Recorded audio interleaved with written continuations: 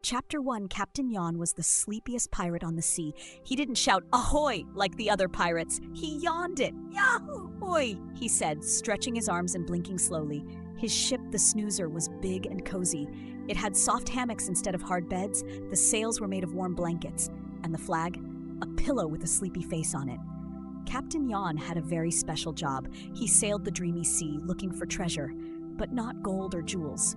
Nope. He collected yawns, giggles, and snoozy sighs. Those were the best kinds of treasure for helping kids fall asleep. His parrot, Snorri, perched on his shoulder. Instead of squawk, Snorri yawned too. "Yonk!" "Good bird," Captain Yawn whispered. First mate Ticklebeard popped up from below deck wearing fuzzy slippers and carrying a mug of warm milk. "Captain," he giggled, "I think I saw a nap cloud up ahead." Captain Yawn stretched and smiled. "Well then," he said sleepily, "let's set sail, nice and slow." The Snoozer glided across the sea like a floating feather. The waves were gentle, rocking the ship left and right, left and right.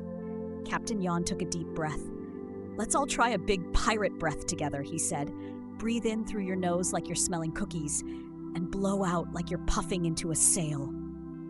The wind whispered through the sails. The stars above twinkled like tiny nightlights. "Close your eyes for just a moment," Captain Yawn said softly. "Imagine you're lying in a hammock on our ship. The sea is rocking you gently. The moon is watching over you. You're warm and safe and sleepy." Snorri let another big yawn. Ticklebeard curled up in a hammock and sighed.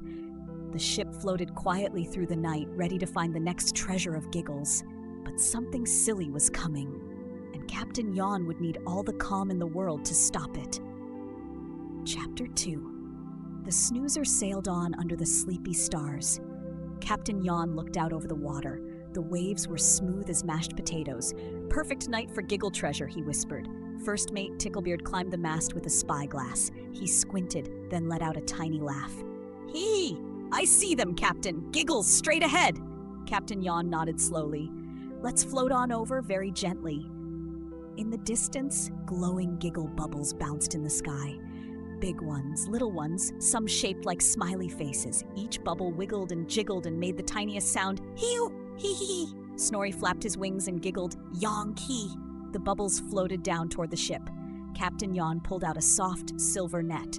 "Remember," he told his crew, "giggles are ticklish. Catch them kindly. No popping." Swish! Ticklebeard caught one and gently placed it in a velvet treasure chest. Swish! Snorri swooped down and caught two more with his beak. "Very good," said Captain Yawn. "Now let's all calm our giggles. We don't want to get too silly before bed." He sat down on a big cushion on deck. "Let's try relaxing together. We'll start with our toes." Wiggle your toes like you're stepping in warm sand. Now let them be still, soft as seaweed. Ticklebeard lay back and sighed. Snorri curled into a ball of feathers. "Now take a slow breath in," Captain Yawn whispered. "Breathe in the smell of bubblegum clouds and blow out a soft puff like you're blowing a feather." The giggle bubbles floated lower, quieter now. The ocean swayed softly, left and right, then pop! A big giggle bubble bumped the ship and burst. It sprayed silly sparkles everywhere. Ticklebeard sneezed out a laugh. Snorri hiccuped a snore. Even Captain Yawn giggled softly. "Hee-hoo!" But the sky was starting to change. Dark, funny-looking clouds were rolling in. They looked like whoopee cushions. "Oh my," Captain Yawn said, rubbing his eyes. "I think a storm of silliness is coming." He stood up very slowly. "Better rest up, crew. We'll need all our calm." And as the last giggle bubble floated into the treasure chest, the first funny rumble came from the sky. Chapter 3. The clouds above the Snoozer were growing puffier and stranger. One looked like a giant duck with a mustache. Another one wiggled like a jelly bean. Captain Yawn rubbed his eyes and stretched. "Looks like the Storm of Silliness is here," he mumbled. Snorri the parrot flapped nervously. "Yonk! Oh!" Suddenly, a sound like 100 whoopee cushions echoed through the sky. Then came the giggle lightning, bright, sparkly flashes that made everyone chuckle. Bounce! A wave lifted the Snoozer up high. Boing! Another wave made the ship bounce like a trampoline. Whee! Ticklebeard shouted, sliding across the deck in his fuzzy slippers. Captain Yawn stayed very calm. He blinked slowly and sat cross-legged on the floor. "The sea is being silly," he said gently, "but we don't have to be. Snorri spun in circles before flopping into a pillow. Ticklebeard crashed into a hammock and laughed. Captain Yawn gave a soft smile. It's time to do what we do best, relax. He took a deep breath in and out. Let's start with our hands. Squeeze your fists like you're grabbing treasure. Hold it. Hold it. Now let go, like you're dropping it into the softest jellyfish. Good job, Captain Yawn said in his sleepiest voice. Now your arms, tighten them like you're lifting a heavy anchor. Hold it, hold it. Now drop them down, loose as sleepy seaweed. The waves began to settle a little. Snorri yawned and flopped on his back. Ticklebeard followed along, arms floppy and still. Captain Yawn whispered, "Your legs are noodles now, cooked, cozy noodles." Outside, the clouds stopped rumbling. A sparkle drizzled down from the sky like fairy sprinkles. The ship began to sway slowly again, not bouncy anymore, just floaty and calm, left and right, left and right. "You're doing great," Captain Yawn whispered to the sea. "You too," he said to the crew. The storm of silliness was fading, but to keep it away for good, Captain Yawn knew they had to finish relaxing from head to toe. Chapter 4. The stars peeked out from behind the clouds, twinkling like sleepy eyes. The dreamy sea was calm again. No more bouncing, no more giggle sparkles, just soft waves and gentle hushes. Captain Yawn sat in the middle of the deck, wrapped in a blanket that looked like a giant teddy bear. "All right, crew," he said in his soft, slow voice. "The silliness storm is gone, but we still need to relax the rest of our pirate muscles." First mate Ticklebeard wiggled into a hammock. Snorri the parrot fluffed up and tucked his beak under his wing. "Let's keep going, nice and slow," Captain Yawn whispered. "Start with your toes, wiggle them like little crabs on the sand, and now let them rest still and quiet." The Snoozer creaked gently as it rocked side to side, left and right, left and right. "Now your legs," Captain Yawn said. "Tighten them like you're standing tall on a treasure chest. Hold it, and now let go, like melting butter." Ticklebeard giggled.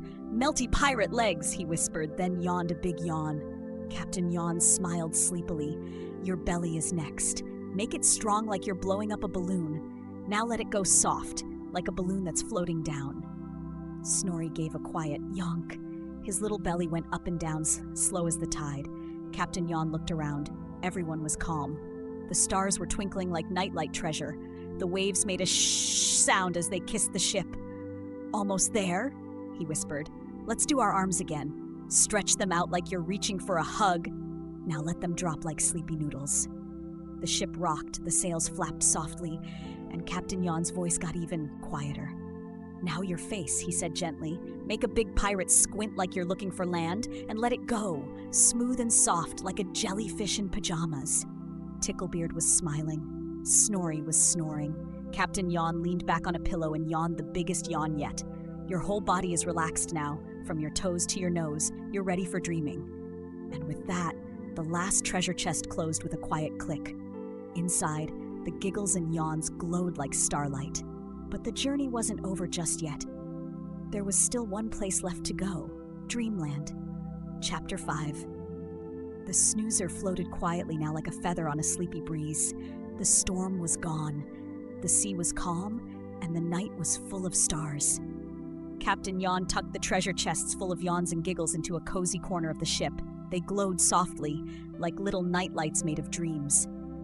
He looked around at his crew. Ticklebeard was curled up in his hammock, snoring gently and holding a stuffed narwhal.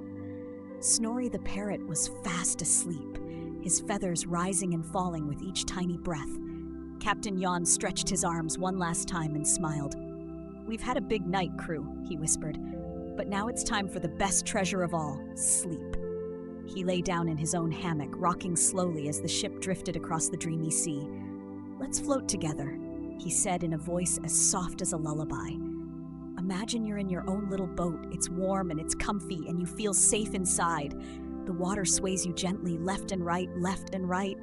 A soft breeze blew across the deck. The sails fluttered like bedtime whispers. The stars twinkled like sleepy fairy lights. "Your body is so quiet now," Captain Yawn whispered.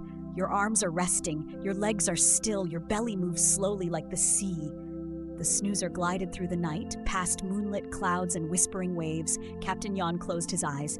"You're ready for dreamland now. he said. I'll meet you there in the softest cloud, with the sleepiest stars and the coziest dreams. He gave one last yawn. Yow! And the dreamy sea rocked the ship into silence, into stillness, into sleep.